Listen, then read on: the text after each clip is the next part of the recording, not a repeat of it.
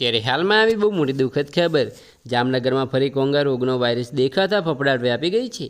જામનગર શહેરમાં 25 ટાવર વિસ્તારમાં રહેતા 50 વર્ષીય એક આડેધડનું કોંગા ફીવરને કારણે મૃત્યુ થતાં આરોગ્ય તંત્રમાં દોડધામ વ્યાપી ગઈ હતી।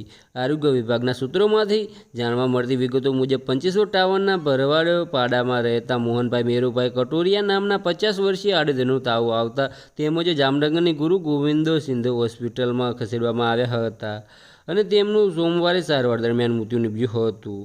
તેમના વિવિધ રિપોર્ટ્સ કરવામાં આવ્યા હતા, જેમાં કોંગો ફીવર પોઝિટિવ હોવાનું જણાવી આવ્યું હતું।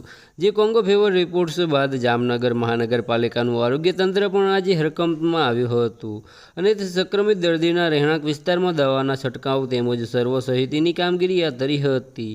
બસ આજ માટે આટલું જ, અને અમારી યુટ્યુબ ચેનલ પર નવા હોય તો લાઇક, શેર અને સબસ્ક્રાઈબ કરી દેજો। ધન્યવાદ।